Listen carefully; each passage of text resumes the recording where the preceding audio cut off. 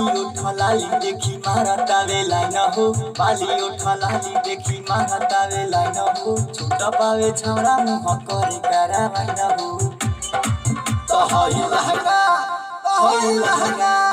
हई लहंगा बा महंगा के फारती रे तोहर चढ़ल जवानी बकर दी रे हई लहंगा बा महंगा के फारती रे तोहर चढ़ल जवानी बकर दी रे mix by Durga recording studio हावे गुलंबर के पास। नदी में बाड़ा समुंदर न कह जितने में बाड़ा तू तनी में रह नदी समुंदर के बात बावे अलग एक बार मारब तो फेंक दे बुला लगा नदी में बाड़ा समुंदर न कह जितने में बाड़ा तू तनी में रह नदी समुंदर के बात बावे अलग एक बार मारब तो फेंक दे बुला लगा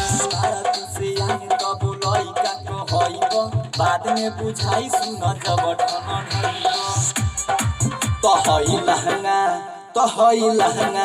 तो हई लहंगा बा महंगा के फार दी रे तोहर चढ़ल जवानी बगर दी रे हई लहंगा बा महंगा के फार दी रे तोहर चढ़ल जवानी बगर दी रे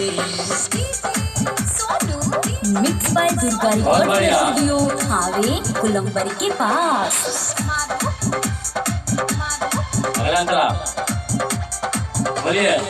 कोरोना याती आइल बानी झाड़ के तारा जैसन केतना चल गइले हारते शिवम सुजीत के परल नै खुपाला करेला हाला जे ओकरे बुझाला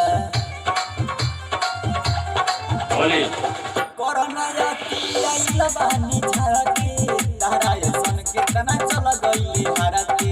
शर्मा सूरज के परल नै खुपाला करेला हाला जे ओकरे बुझाला